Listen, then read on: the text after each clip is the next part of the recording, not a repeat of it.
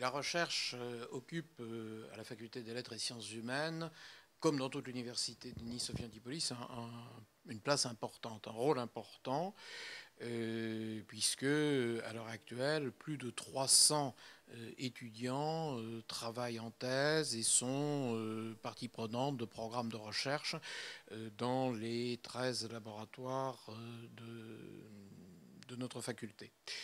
Et donc on balaye la recherche dans des domaines extrêmement divers qui vont de la préhistoire, de la civilisation du Rennes en Sibérie, jusqu'à la sociologie des migrations, à l'analyse des textes, aux sciences du langage, à l'approche des différents faciès, par exemple, des parlers nissards à Nice et dans les environs.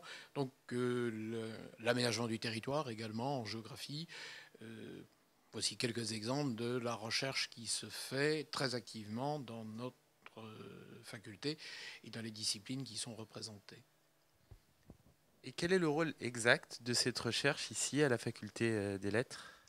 Alors la recherche, c'est évidemment, il faut bien le savoir, le but ultime des études en université par rapport à ce que sont les études dans l'enseignement secondaire où il s'agit d'acquérir un savoir. Tout ce qui est donné comme enseignement depuis la première année de la faculté à l'université s'appuie sur les travaux des chercheurs, sur des équipes extrêmement fortes, extrêmement constituées, et tous les enseignements que nous donnons sont nourris de cette recherche qui est en train de se faire. Et l'aboutissement d'un parcours universitaire au plein sens du terme, même si la diversité des débouchés doit être prise en compte, c'est permettre à un étudiant, à une étudiante, de s'orienter vers un travail de recherche personnelle sur un domaine qui l'intéresse particulièrement, et c'est ce qui permet de s'inscrire en doctorat, c'est-à-dire de réaliser une thèse. C'est par la rédaction, par la préparation et la rédaction d'une thèse que l'on passe du statut d'étudiant au véritable statut de chercheur apprenant les méthodes et la réflexion qui mène à la recherche et à la découverte. Alors justement, ces futurs étudiants, qu'il a déjà futurs bacheliers, est-ce qu'ils peuvent déjà commencer à penser à un doctorat et donc à une thèse? Bien sûr. La thèse, c'est enfin, le diplôme de docteur, il faut le rappeler, c'est le plus haut diplôme reconnu dans le monde que les universités peuvent développer. Donc, obtenir le diplôme de docteur, c'est un enjeu extrêmement important. C'est ce qui valorise, c'est ce qui évalue et ce qui reconnaît les plus grandes compétences acquises dans un domaine de recherche. Donc, on ne rentre pas comme ça, on ne s'inscrit pas en doctorat en disant un jour, tiens, je vais faire une thèse.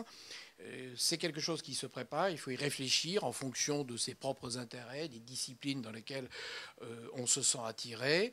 Et la thèse se prépare. Il y a, comme le dit d'ailleurs une association qui aide les doctorants à préparer leur thèse, l'association Bernard Grégory, il y a une avant-thèse. Et il est donc important. La thèse se prépare seulement après 5 années d'études. Il faut déjà avoir obtenu un diplôme de master. Il est important de penser déjà l'orientation de ce que l'on veut faire dans cette première initiation à la recherche, après avoir obtenu la licence, les 2 années du deuxième cycle de master doivent être une préparation à la thèse. Donc il est bon d'avoir un sujet de master qui puisse éventuellement déboucher sur un sujet de thèse ou en tout cas permettre un développement ultérieur de la recherche dans le cadre d'une thèse de doctorat.